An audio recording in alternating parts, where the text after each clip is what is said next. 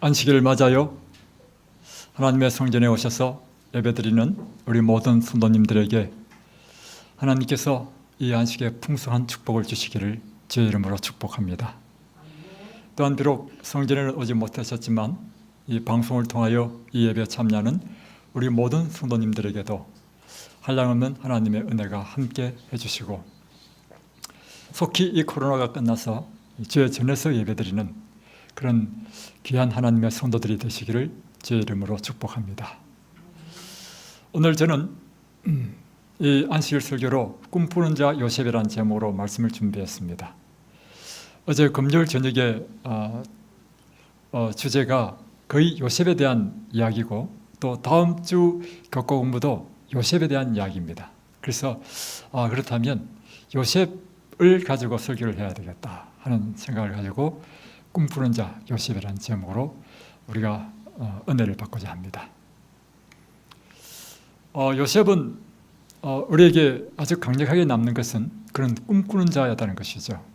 요셉 하면 첫 이야기가 그가 꿈을 꾸는 이야기로 시작됩니다. 그가 어느 날 꿈을 꿨습니다. 꿈을 꿨는데 12단의 보리단이 있는데 11단이 자기를 향해서 절을 하는 꿈을 꿨습니다. 그리고 또 하늘은 꿈을 꿨는데 하늘에 12별이 있고 해와 달이 있는데 11별과 해와 달이 자기 별에게 절을 하는 그런 꿈을 꾼 것이죠. 요셉은 하나님께서 주시는 이 꿈꾸는 자였습니다. 이 꿈으로 인해서 요셉은 사실은 형제들의 미움을 받고 심지어는 종으로 팔리는 그런 고난과 수모를 당하게 됩니다. 그러나 끝내는 이 요셉으로 하여금 이 꿈을 이루게 하셔서 중동 지역에 수많은 사람들을 7년 흉년으로부터 구원하는 이 그리스도의 역할을 하는 표상적인 그런 인물이 되었고 또한 우리에게는 귀한 영적인 교훈을 주는 그 같은 사람이 되었습니다. 헬런 켈러에게 어떤 사람이 물어봤습니다. 맹인으로 태어난 것보다 더 불행한 것은 무엇입니까? 헬런 켈러 잘 알죠? 삼중고의 장애를 갖고 태어난 사람이었습니다. 장님이었고 기물이었고 말을 못 들으면 말을 못한다는 거예요. 그래서 벙어리였고 사실 참 정말 어려운 분이었죠.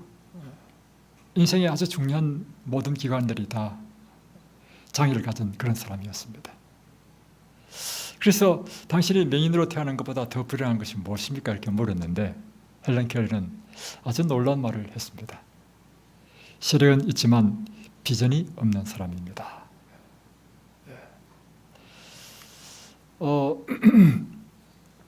유명한 스티브 코비 박사님이시죠. 이 스티브 코비 박사님은 성공하는 사람들의 7가지 습관을 통해서 전 세계 베스트셀러 작가가 되었고 또 그 외에도 여러 가지 책을 썼습니다. 그 가운데 원칙 중심의 리더십이라는 책에 그는 실패하는 인생의 7가지 특성이라 해가지고 이렇게 이야기했습니다. 그 중에 하나가 무엇인가 하면 목표 없는 꿈 없는 사람이다 이렇게 했습니다. 저는 어느 날 성경을 이렇게 통독하다가 궁금한 점이 생겼습니다.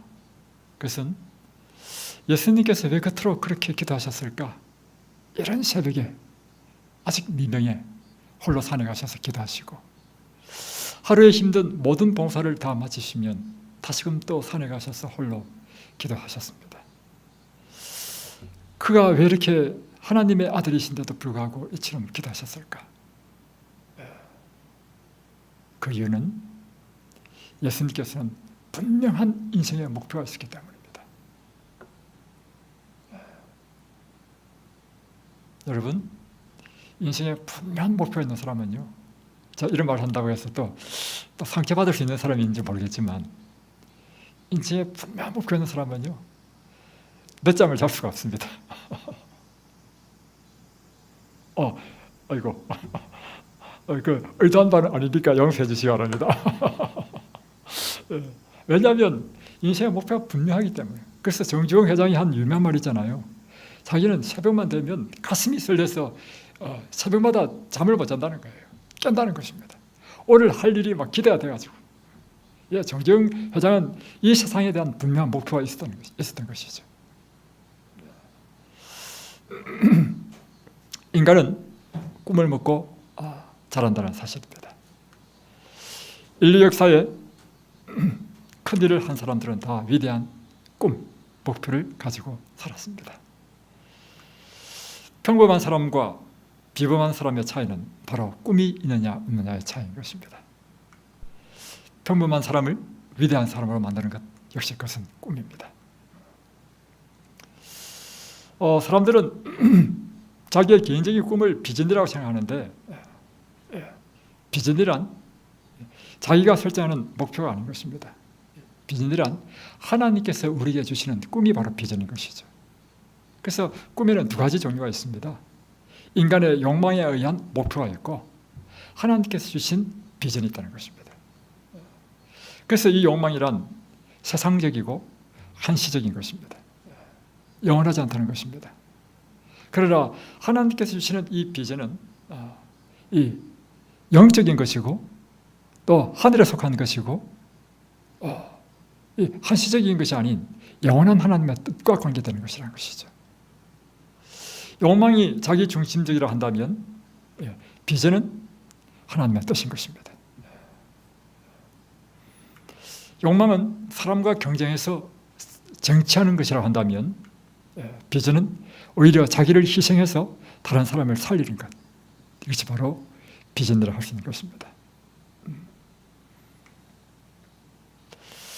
사람이 비전을 품게 되는 것, 어떻게 비전을 품게 되는가?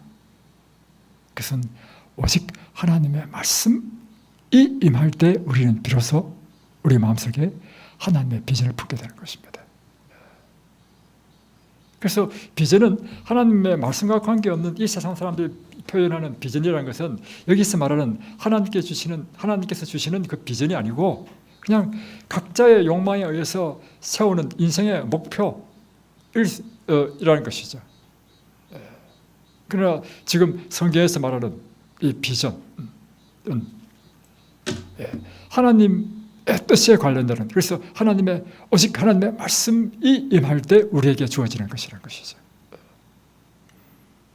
그러므로 하나님의 말씀이 없는 사람은 이 하나님의 비전을 품을 수가 없는 것입니다. 그 결과는 무엇일까요?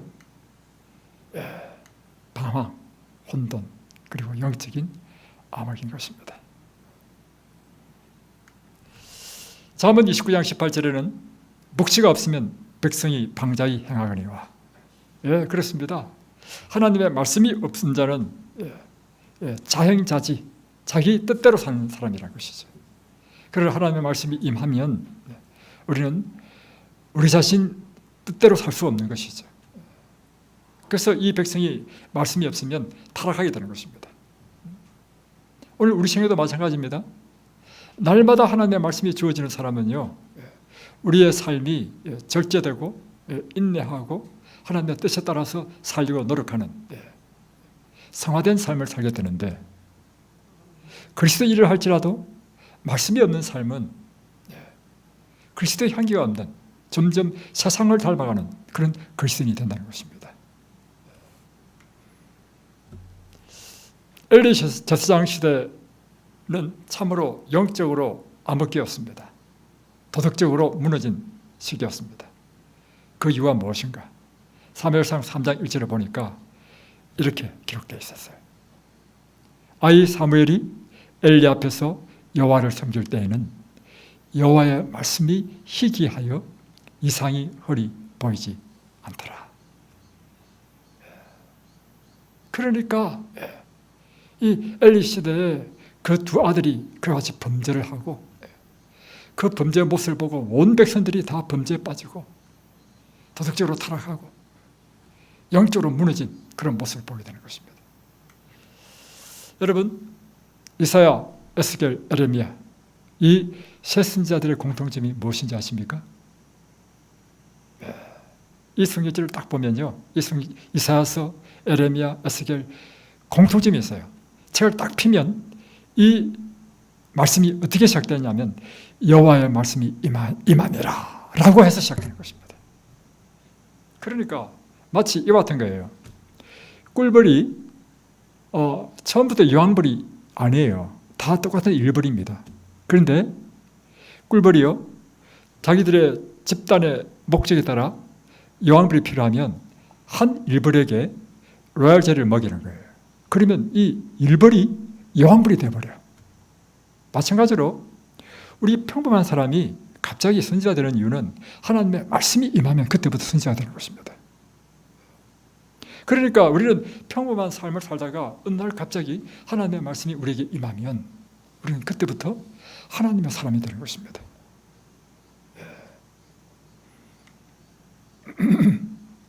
하나님의 말씀이 임하는 순간 그들은 비로소 비전을 품게 되는 것입니다.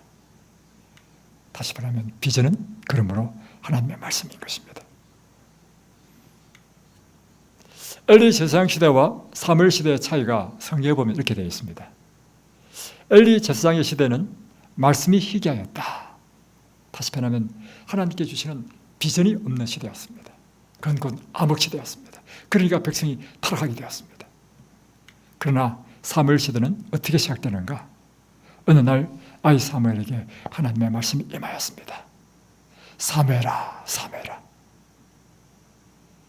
하나님의 이 비전이 주어지니까 그때부터 새로운 시대가 열리는 것입니다. 사무엘 시대가 열린 것입니다. 영적인 개혁이 일어났습니다. 백성들은 놀라운 도덕적인 회복과 영적인 개혁이 일어난 것이죠. 여러분은 이 하나님의 비전을 소유한 사람입니까? 하나님의 말씀이 그대에게 임하셨습니까? 하나님의 말씀이 그대의 마음에 원대한 포부와 이상을 심어주셨습니까?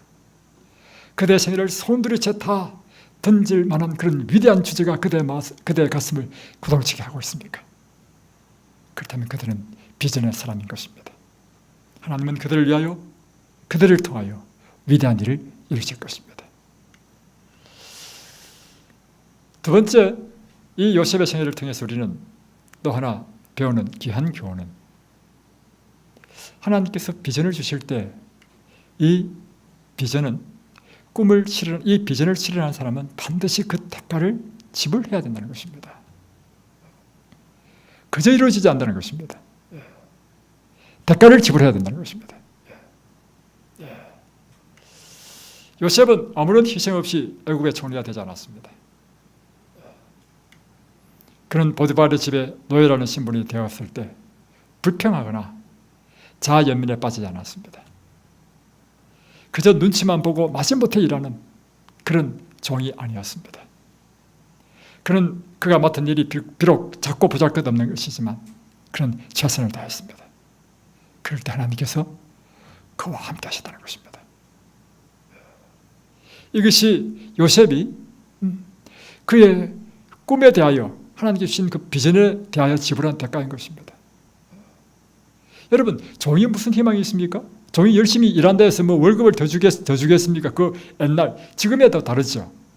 그래, 그 옛날에 종이라고 하는 것은 그저 죽지 못해서 사는 것이고 그저 새끼 밥 얻어먹기 위해서 일하는 것이 아닙니까?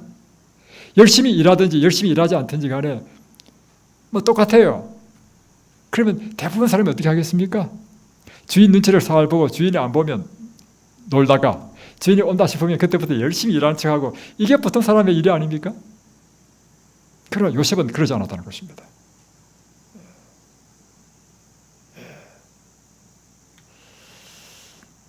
부자 선지자 214페이지는 이렇게 기록하고 있습니다. 요셉이 돌보는 모든 일에 현저한 번영이 따른 것은 직접적인 기적의 결과가 아니다. 그의 근면과 보살핌과 정력에 하나님의 축복이 함께하였다. 요셉은 그의 성공을 하나님의 은혜에 돌렸고 우상을 숭배하는 그의 주인까지도 그것이 비할 데 없는 번영의 비결이라고 인정하였다. 그러나 견인불발하며 잘 관리된 노력이 없었다면 결코 성공을 거둘 수 없었을 것이다. 하나님께서는 당신의 종의 충성스러움으로 영광을 받으셨다. 요셉이 하는 일마다 하나님께서 형통하게 해주신 것, 그것은요, 그가 그의 모든 일에 근면하고 성실하고 정력을 다해서 일을 하고 견인불발의 정신으로. 그러니까 하나님께서 그에게 복을 주신 것입니다. 그러니까 보디발의 주인도 이 하나님이 그에게 형통함을 주셨다 이렇게 고백하는 것이죠. 이 조만식 선생님의 이 일화인데요. 평북 청주에 있는 명문 오산학교에서는 참 재미있는 일화가 내려옵니다. 동네에 한 젊은 청년이 있는데 참 그 집이 가난해가지고 부잣집에 머슴살이를 했습니다. 그런데 이 머슴살이를 하는데 보면 옛날에는 그 집안에 화장실이 없었고 요강을 사용했잖아요, 그죠? 요강 알죠? 근데 이 종이 아침만 되면, 근데 사실 요강에 뭐가 들어있습니까? 오물이죠, 오물. 근데 아침만 되면 그 용을 가져가지고 잘 씻고 닦고, 그리고 하는 일마다 아주 성실하게 일을 하는 거예요. 그러니까 주인이 가만히 보니까 야, 이 청년은 머슴살이 하기에는 너무 아깝다. 그래서 주인이요, 그 청년을 위해서 학자금을 대줘가지고 평양의 숭실학교를 입학시킵니다. 이 청년이 그 학교에서 아주 우수한 성적으로 졸업해가지고 그가 이 오산학교에 선생을 오게 되죠. 이분이 바로 민족주의자요 독립운동가인 조만식 선생님이었다는 것입니다. 그래서 제 아들이 이 조만식 선생님한테 이제 묻죠. 선생님, 우리가 사회에 나이면 어떻게 하면 성공할 수 있겠습니까? 성공의 비결을 이야기해 주십시오. 했을 때 조만식 선생님이 하신 말씀이 뭐냐면, 여러분이 사회에 나가시거든 요강을 잘 닦는 사람이 되십시오. 이 말은 무슨 뜻이죠? 가장 작고 보잘것없는 것이 보이는 일에 최선을 다하라는 것입니다. 그래서 정언보감 1권 589페이지는 손에 잡는 일은 무엇이든지 철저하고 신속하게 이행해야 한다. 작은 일에서의 충성과 성실, 작은 의무와 작은 친절의 이행은 생애의 길을 활기 있고 즐겁게 할 것이며, 지상에서의 우리의 사업이 끝날 때 성실하게 이행된 모든 작은 의무들은 하나님 앞에 귀한 보석으로 소중히 여김을 받을 것이다. 여러분, 이 이스라엘 백성들에게 하나님께서 비전을 주셨죠. 그것은 정말 놀라운 비전이었습니다. 그것은 젖과 꿀이 흐르는 땅을 주시겠다는 것입니다. 그래서 하나님께서 기적을 행하셔서 이 애굽에 10가지 재앙을 일으켜서 출애굽시키시고, 다음에 홍해를 가르는 기적을 행하셔서 홍해를 가르게 하시고, 그 광야에서 아무것도 먹을 것이 없는 그곳에서 새벽마다 만나를 내리셔서 먹이시고, 반석을 열어서 물을 내신 그분. 그런데 왜 이스라엘 백성들이 가나안 땅에 들어가기를 실패했습니까? 그리고 40년 동안 그 광야에서 방황했습니까? 그 이유는 그들은 비전에 대한 대가를 지불하는 것을 거절했기 때문인 것이죠. 그들은 그냥 가나안 땅에 하나님께서 그저 주시는 줄로 알았다는 것입니다. 그러나 하나님은 이 가나안 땅은 싸워서 얻으라는 것입니다. 대가를 지불하는 것입니다. 그리고 하나님을 믿으라는 것입니다. 그런데 그들은 약간만 불편한 것이 있으면 애굽에서 먹던 그 수박, 참외, 파, 부추가 참 그립다. 그게 있었으면 차라리 좋았을 걸.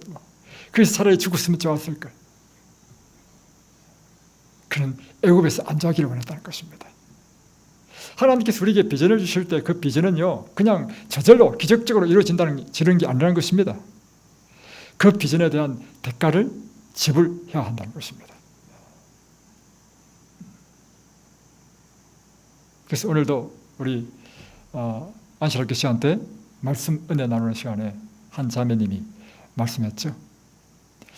믿음으로 말미암은 의로 그냥 중요한 순간에 행위로 구원 얻는 게 아니야, 믿음으로 얻는 거야 하고는 결단하기를 미루고, 또 이와 같은 기억해야 될 것을 미루었는데, 교회 정원을 가만히 읽어보니까 끊임없이 그리스도인은 투쟁의 삶이야.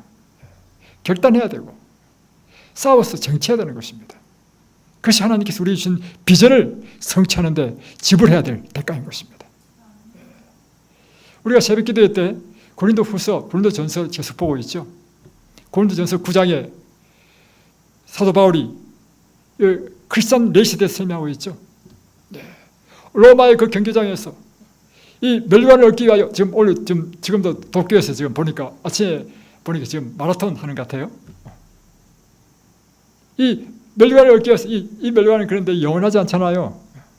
그러나 그 한순간의 영광을 위해서 42.195를 죽을 힘 살림을 다해서 뛰는 모습을 보고는 맞아, 그리스도인들도 바로 저런 것이야.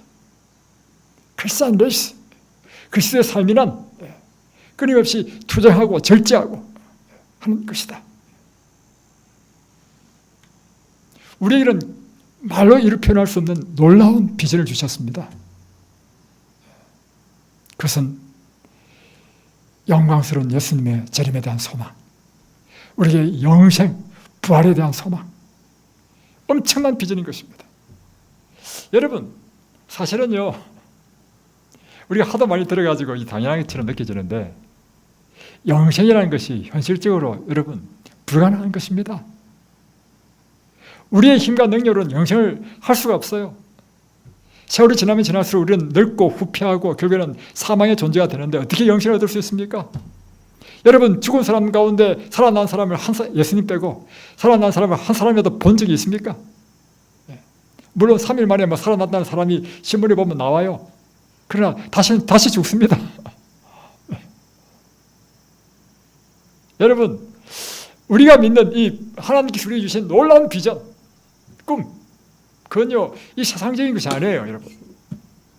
그것은 영원한 것, 하늘에 속한 것. 큰 영생, 부활, 낙원. 엄청난 것입니다. 우리는 한 번도 경험해 보지 못해서 고린도후서에 보면 사도 바울이 고린도서 11장에 기록하고 있죠. 뭐냐면 사람의 생각으로도 생각할 수 없고 상상으로도 할 수 없는, 내가 가서 그 비전을 봤다는 거예요. 천국에 이끌려서 그 천국을 봤다는 거예요. 천국을 봤는데 얼마나 아름다운지 말로 표현할 길이 없다는 것입니다. 우리 인간의 상상으로도 상상할 수 없는 그런 것이었다.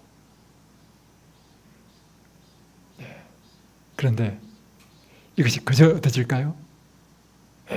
비전에는 반드시 대가를 지불하라고 하는 것입니다. 여러분, 우리가 지불해야 될 대가는 무엇입니까? 우리의 하루의 삶을 시작할 때 우리는 첫 번째 시간을 우리 주님에게 드리는 그런 헌신과 하나님의 이 생명의 말씀으로 하루의 삶을 시작하는 것. 그리고 날마다 우리의 삶을 통해서 우리의 욕망을 쳐서 복종시키고 우리가 이 세상에서 그리스도의 그 모본을 따라 사는 삶, 선을 행하는 삶, 이것이 우리가 날마다 이 비전을 위하여 지불해야 될 대가인 것입니다.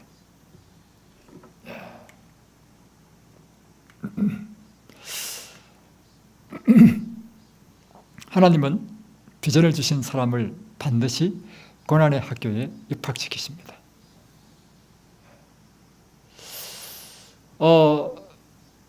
요셉은 놀라운 비전을 받은 그 비전 때문에 그런 엄청난 고생을 하죠. 종으로 팔리는 그 고난, 종살이가 여러분 한 번도 종살이 안 해보셔서 잘 모르시겠는데 종살이는 굉장히 피곤하고 힘들고 어려운 일입니다. 자유가 없이 노역에 시달리는 것. 그런데 그뿐만 아니라 또 깊은 감옥까지 들어가게 되는. 그래서 하나님께서는 이 비전을 하나님께 비전을 주시면 그 사람을 훈련시키는데 어떻게 훈련시키냐면 고난의 학교에 입학시켜서 훈련시킨다는 것입니다. 보십시오. 모세는 광야에서 40년 동안 고난의 학교에 입학했습니다. 또 다윗은 그가 기름 부음을 받았지만 그 즉시로 왕이 되지 않았습니다. 그로부터 12년이죠. 12년. 13년, 12년 동안 그가 그 생명의 그 위협을 받으면서 그 유다 광야를 도망다니는 그런 아주 힘든 삶을 살았습니다. 그리고 사도 바울조차도 그가 이방의 빛을 전하는 자로 하나님께서 택하셨지만 그 즉시로 그가 복음을 전하지 못했습니다. 복음을 전하니까 사람들이 두려워해서 복음을 받아들이지 않는 것입니다. 그래서 이 사도 바울은 아라비아 광야에서 2년 정도 이렇게 기도와 직접 하나님으로부터 계시를 받고 또 다시 그의 고향 다소에 가서 또 몇 년 동안 그곳에서 또 지나고 하다가 제 계산이 맞는지는 모르겠지만 제가 성경적으로 계산을 해보니까 약 그 다메섹 도상에서 빛을 받고 난 다음에 한 9년 후에 비로소 안디옥에서 바나바의 초청을 받아가지고 안디옥 교회로 와서 이제 비로소 이 사도 바울의 선교 여행이 시작되었다는 것입니다.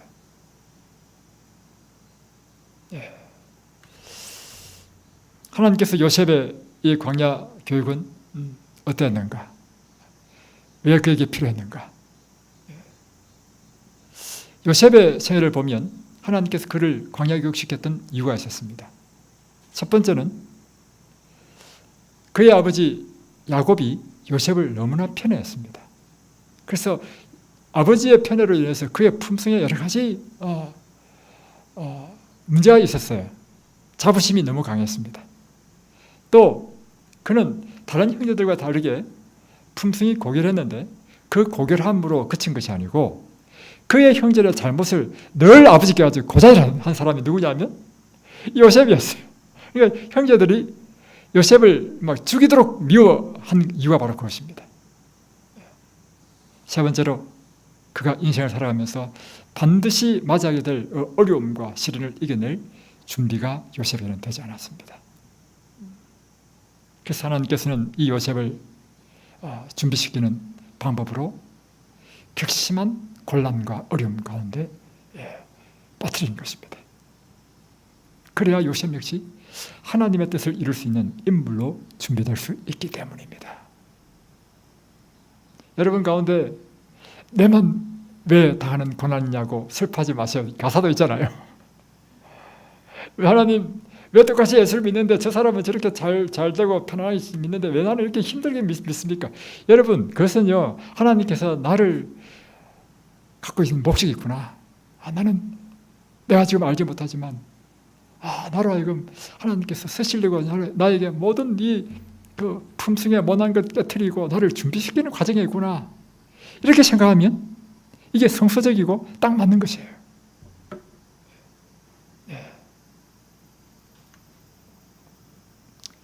이러한 요셉의 품성의 결함들을 제거하는 방법은 오직 하나였습니다. 그것은 그로 하여금 고난의 불 속에 집어넣는 것이었습니다. 그래서 이 요셉은 아니밤의 홍두깨격으로 자기 형들에게, 그것도 참 좋은 일 아니에요? 자기 형들이 양을 치니까 그 형들을 위해서 떡을 두 강줄이, 한 강줄이 해가지고 그도 100km가 되는 그 먼 길을 몇 날 며칠을 걸어가가지고 형한테 떡 먹으러 했더니만 눈빛을 보니까 살기가 덜덜해. 죽이려는 거야. 간신히 죽음으로부터 피해가지고 종이 돼버렸어. 종이로 팔렸어. 그때부터 이 요셉은 그의 고난이 학교에 입학하게 된 것입니다. 이제 요셉이 이제 아라비아 대사에게 팔려서 이제 끌려갈 때 그 부분을 부제와 선지자에는 이렇게 기록하고 있습니다. 그때 요셉의 생각은 그의 아버지 하나님께로 향했다. 그는 어린 시절에 하나님을 사랑하고 경외하도록 가르침을 받았다. 때때로 그는 아버지의 장막에서 야곱이 그의 집으로부터 도망해 나와서 방황하던 때에 그가 본 계시에 대한 이야기를 들었다. 그는 여호와께서 야곱에게 약속하신 언약과 그 언약이 어떻게 성취되는지에 대하여 들었다. 이제 그가 이제 끌려 나갈 때 멀리서 아버지의 그 고향도 보이고 이제 다시는 아버지를 만날 수 없는 그런 처참한 슬픔 가운데 얼마나 울었겠습니까? 한참 울다가 이제는 정신을 차리고 생각한 거죠. 내가 어릴 때부터 아버지께서 전해주신 그 말씀이 기억나는 거예요. 그의 정조부, 그의 할아버지, 다음에 또 그의 아버지의 생애 동안 하나님께서 어떻게 그들을 인도하셨는지, 이제 이 모든 귀한 교훈이 그의 앞에 생생하게 떠올랐다. 요셉은 자기 조상들의 하나님이 자기의 하나님이 되시라는 것을 믿었다. 그리고 그곳에서 그는 여호와께 자기 자신을 완전히 헌신하고 이스라엘의 수호자 하나님께서 그가 유랑하는 땅에서도 그와 함께 계시기를 기도하였다. 위대한 결단을 한 것입니다.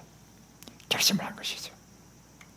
어떤 환경에 처하더라도 그런 한 마음으로 하나님을 섬기며 그에게 충성을 다하기로 뜻을 정하였다. 그리고 그의 운명의 시련을 인내로 견디며 날마다의 의무를 성실하게 수행하고자 결심했다. 이 하루의 경험이 요셉의 생애의 전환점이 되었다. 그 무서운 재난이 그를 엉석부리는 아이에게서 사려 깊고 용감하고 자제력 있는 어른으로 변화시켰다. 이 한날에 그 위대한 결심이 그로 하여금 이제는 엉석부리는 아이로부터 이제는 어른으로 변화시켰다는 것입니다. 그래서 그로부터 한 13년 동안 이 고난의 학교에 입학해서 갖가지 순환과 모욕과 고난을 당하죠. 그리고 이 고난의 학교에서 그는 무엇을 배웠는가? 그는 종으로서 비로소 섬김을 배웠습니다. 그리고 맡은 일이면 무엇이든지 충성하는 것을 배웠습니다. 그뿐만 아니라 그는 보디발의 집에서 많은 그 고관들의 이 접촉들을 통해서 그는 비로소 장래에 애굽의 총리가 될 그런 학문, 어학, 예절 이와 같은 직무에 관한 지식들을 그는 얻게 되었습니다. 또 이 시련의 고난을 통해서 그는 하나님을 믿고 의지하는 법을 배운 것입니다. 그래서 이제 고난 학교에 졸업하는 일이 생겼죠. 그게 뭐냐면 바로왕이 어느 날 꿈을 꾸는 것입니다. 그 꿈을 꾸는데 그 꿈에 토실토실한 이삭 7개가 올라왔는데 그 다음에 이 쭉정인 이삭이 7개 올라오더니만 그 토실토실한 알곡을 다 먹어치워버려요. 다음에 또 아주 살찐 소가 7마리 올라왔는데 곧 이어서 배짱 마른 소 7이 올라오더니만 살찐 소를 다 잡아먹어버렸어. 이 꿈을 꿨는데 이 꿈은 아주 중요한 꿈인데 이 꿈이 무슨 뜻인지 해석을 하기 위해서 신하들을 부르고 유명한 박사들을 다 불러서 해몽을 구했지만 이 꿈을 해몽할 사람이 없어. 그럴 때 술 맡은 간원장이 그가 옛날에 감옥에 있을 때 바로 이 요셉의 꿈 해몽으로 그가 그대로 성취되어서 다시금 관직이 회복되는 경험을 했잖아요. 그게 기억이 나서 2년이 지난 이후에 바로의 왕에게 왕이시여 사실은 제가 옥에 갇혔을 때 이러이러한 사람이 있었습니다. 그래서 그 말 듣고 옥에 있는 요셉을 부른 거예요. 바로가 요셉에게 묻습니다. 내가 들으니 너는 꿈을 들으면 능히 푼다더라 이렇게 했어요. 이럴 때 요셉의 한 대답이 정말 감동입니다. 어떻게 답했는가? 이는 내게 있는 것이 아니라 하나님이 바로에게 평안한 대답을 하시리이다. 그러니까 13년 동안 이 고난의 학교에서 요셉은 철저하게 배운 것입니다. 무엇을 배웠는가? 절대적으로 하나님을 믿고 의지하는 신앙을 배운 것입니다.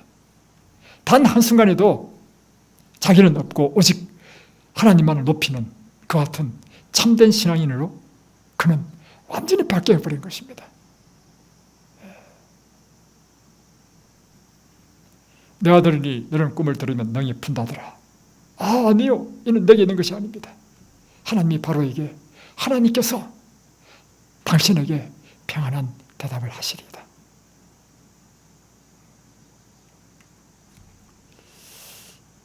요셉이 변화된 것의 가장 최고의 결정은 무엇인가? 그것은 그를 죽이려 했고 그를 종으로 팔은 형제들을 용서한 것이었습니다. 그러니까 17살에 종으로 팔려가지고 19살 때 지금 이제 이 형제들이 곡식사러 왔으니까 무려 22년 이후에 이 형제들을 본 거예요. 여러분, 그 마음속에 복수의 칼을 갈았다면 이 용서할 수 있겠습니까? 그런 모든 것이 하나님의 섭리이고 하나님의 인도하심이고 하나님의 계획이었다는 것을 그가 깨닫고는 그를 죽이려 했던 형제들까지도 하나님께서 사용하셨다. 이런 개념을 가지니까 용서할 수 있는 거예요. 그러니까 오늘날 내 삶 가운데서 어려움이 있으면요, 그 사람 죽일 놈 이렇게 하지 마시고요. 하나님께서 사랑하시는 자에는 모든 것이 합력하여 선을 이룬다는 이 로마서 8장 28절의 말씀을 언제나 마음에 딱 새기고, 나를 괴롭히고 핍박하고 박해하고 이 죽일 놈 이렇게 하지 말고, 하나님께 저 사람을 사용해서 나로 하여금 괴롭게 만드시는구나. 하나님께서 무슨 목적이 있지? 네.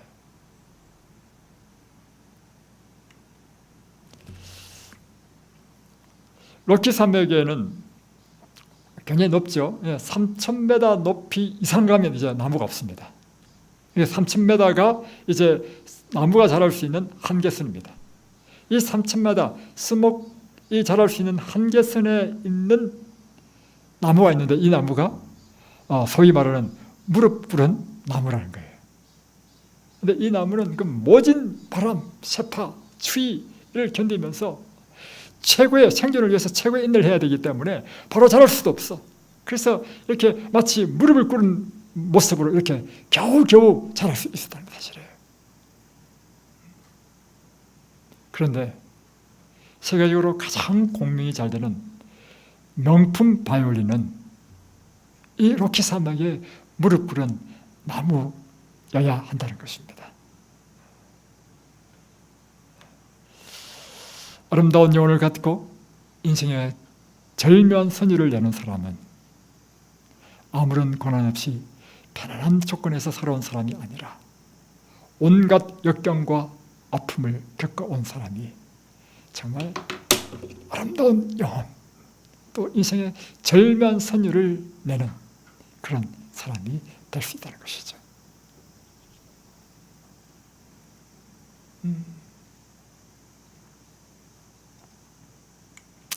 여러분은 지금 이 고난의 학교에 입학하셨나요? 아니면 수업생인가요? 아니면 이미 졸업했습니까? 시련이 왔을 때 요셉처럼 믿음으로 하나님을 붙들고 믿음으로 인내하시기 바랍니다.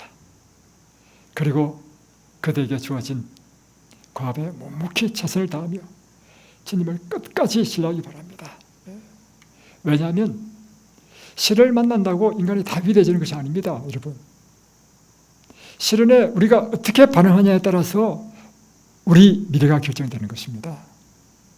그래서 시련 자체가 사람을 위대하게 만들어주는 게 아니에요. 그 시련이 왔을 때 우리가 어떻게 대하느냐.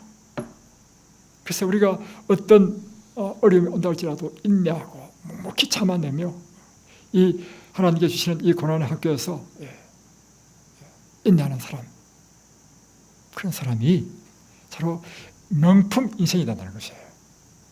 아름다운 영혼, 인생의 절묘한 선율을 내는 그 같은 인생으로 될 것이다.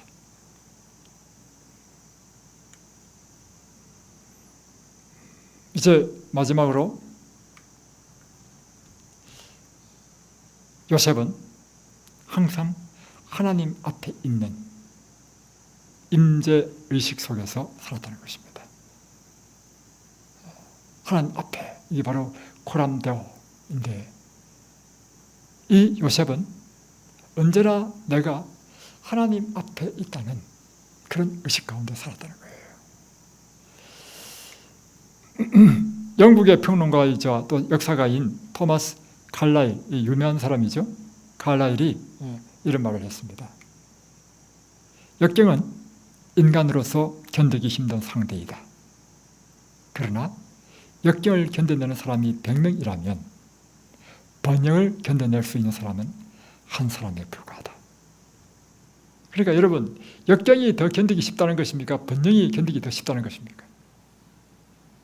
그래서 솔로몬의 그 이야기도 보십시오. 그가 어릴 때, 처음 왕이 됐을 때 얼마나 정말 진실하고 훌륭한 하나님의 사람이었습니까? 하나님 앞에 일천번제를 드리고, 그래서 하나님으로부터 지혜와 명예와 부를 다 얻은 사람. 근데 문제는 그가 번영하게 되니까 수많은 칭찬과 아첨에 그 아찔해져서 그 선지자 왕이 나오잖아요. 아찔해져서 균형을 잃어버렸다. 그래서 심지어 이 솔로몬이요, 그렇게 신실했던 사람이 하나님 성전 안에 온갖 우상을 만들어서 세웠던 그런 사람이 되어버렸습니다. 요셉의 생애에 있어서 최고의 위기는 바로 그가 번영할 때였습니다. 요셉이 이제는 비록 종이었지만 그가 그 집에서 인정을 받아가지고 보디발이 그 모든 종들을 관할하는 총책임자, 그 집의 총무, 그래서 보디발이 이 모든 것을 다 맡겼습니다. 굉장한 권력입니다. 그 번영의 때에 위기가 찾아온 것이죠. 그것은 요셉의 빼어난 미모 때문이었습니다. 창세기 39장 6절에 보면 요셉은 용모가 준수하고 아담하였더라. 근데 아담하였더라는 것을 다른 번역에는 매력적이었다, 아름다웠다 이렇게 기록하고 있어요. 요셉은 성실했고 또한 탁월했습니다. 그에다 보통 사람과 다른 거룩함이 있었습니다. 또한 용모는 준수하고 매력적이었습니다. 이것이 보디발의 아내의 마음을 설레게 한 것입니다. 그래서 이때부터 위기가 찾아왔는데 이 아내가 날마다, 창세기 39장 10절에 보니까요, 한 번 두 번이 아니고 날마다 요셉을 청하는 아주 큰 위기를 당한 것입니다. 여러분, 이때 요셉의 나이가 28세입니다. 아주 왕성한, 정력적이고 가장 아름다운 때였죠. 성욕이 왕성하고. 여러분, 인간이 가진 욕망 가운데 가장 큰 욕망이 뭔지 아십니까? 성적인 욕망입니다. 그래서 신문에 보면 온갖 사건 사고들이요, 이 치정 사건입니다. 치정 사건. 요셉이 맞이한 이 시험은 정말 그에게는 불같은 시험이었습니다. 인생의 최고의 위기였습니다. 만약에 이 부인의 요구를 거절할 경우에 그가 당해야 될 것이 눈으로 불 보듯이 뻔한 결과가 눈에 보였습니다. 그럼에도 불구하고 요셉은 끝까지 견뎠는데, 어느 날 요셉이 심하러 그 집에 들어갔는데 이 부인이 그렇게 했겠죠. 다른 종들을 다 다 없게 한 다음에 이제 이 요셉과만 딱 만날 수 있도록 이렇게 조건을 만들었겠죠. 딱 들어가 보니까 아무도 없고 부인만 있는 거예요. 이때 이 여인이 이 요셉의 옷을 잡고 가로되 나와 동침하자 하니까 이 요셉이 그 옷을 손에 버리고 도망했다는 거예요. 어떻게 하여 요셉이 이와 같이 그 강력한 유혹을 물리칠 수 있습니까? 창세기 39장 9절에 보면 그런즉 내가 어찌 이 큰 악을 행하여 하나님께 덕지하리까. 그러니까 그곳에는 분명히 그 부인과 요셉밖에 없었습니다. 그런데 요셉의 마음에는 언제나 누가 계셨어요? 하나님이 계셨다는 것입니다. 그러니까 하나님께서 언제나 나와 함께 계시기 때문에 내가 어떻게 이것을 악을 행하여 하나님께 덕지하리까? 언제나 그 생각과 마음에는 누구밖에 안 계셨다는 거예요. 하나님이 늘 계셨다는 거예요. 그가 일을 하는 현장이든지 무엇을 하든지 눈에는 보이지 않지만 언제나 하나님께서 그와 함께하는 것을 언제나 의식하며 사는 사람이었다는 것입니다. 이것이 그로 하여금 강력한 유혹을 이기게 하는 그런 능력이 되었습니다. 그러므로 그런 매일의 의무에 성실할 수 있었습니다. 또한 어떤 유혹도 이길 수 있었습니다. 그것은 내가 하나님 앞에 있다는 이 의식. 그래서 요셉은 언제나 모든 삶 속에서 하나님이 내 앞에 있다 하는 분명한 의식이 있다는 것이죠. 여러분의 이런 의식이 있습니까? 언제나 하나님께서 내 앞에 있다. 언제나 나를 지켜보고 계시고 내가 말하는 이 모든 말을 들으시고 내 행동을 다 보시는 분. 그것이 정죄하기 위해서가 아니라 언제나 나와 함께 하시는 분으로. 그래서 제가 이 살아남는 이들에 있어서 에녹이 300년 동안 예수님과 하나님과 동행했다는 것이 어떻게 동행했는지 이것이 살아남는 이들의 책에 보니까 잘 나와 있었어요. 자, 에녹이 지금 죽음을 경험하지 않고 살아서 성취했잖아요. 그러면 에녹이 300년 동안 하나님과 동행했다는데 어떻게 동행했는가? 에녹은 언제나 하나님 앞에 있는 것처럼 행동했다. 이것이 바로 에녹이 하나님과 동행했다는 것이구나. 언제나 하나님께서 자기 앞에 있는 것처럼 그렇게 살았다는 거예요. 이게 바로 하나님과 동행하는 삶이라는 거예요. 에녹은 이런 자세로 300년과 하나님과 동행한 것입니다. 그런데 요셉의 생애도 바로 그와 같았다는 것입니다. 오늘 우리의 삶도 또한 그와 같이 되어야 한다는 것이죠.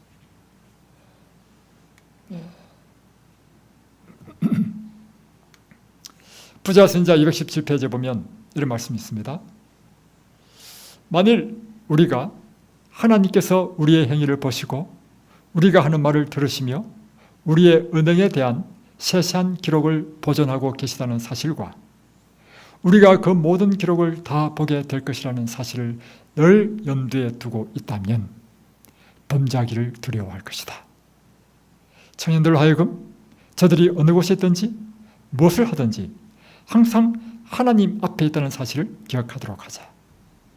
우리들의 행동 속에 어느 하나도 보시지 못하는 부분이 없다. 그리스도인의 삶은 언제나 하나님 앞에 사는 삶일 것입니다. 여러분, 산 물고기는 사람들이 잡으려 하지만 죽은 물고기는 그들 때 보지 않습니다. 산 짐승은 사냥꾼이 사냥하기 위해서 쫓아가지만 죽어서 썩은 짐승은 사람들이 곁에 가기조차 꺼려합니다. 산 사람은 환난과 시련을 당하지만 죽은 사람은 환난과 시련도 겪지 않아도 됩니다. 신앙생활이란 도전인 것입니다. 산물고기가 급류를 치고 물살을 가르고 그슬 올라가는 것처럼 악과 싸우고 유혹과 싸우고 시험을 이겨 전쟁하는 것, 이것이 바로 살아있는 신앙인의 삶인 것입니다. 여러분은 살아있는 신앙인입니까? 그런 사람은 끊임없이 유혹을 만나고 끊임없이 도전을 만나고, 그리고 우리는 그 유혹을 물리치고 환난과 고난을 당하지만 그것을 극복하고 인내하는 것, 이것이 우리가 살아있는 그리스도인이라는 증거인 것입니다. 그런데 우리의 삶 가운데 그런 것이 아무것도 없다. 영적으로 죽었다는 것입니다.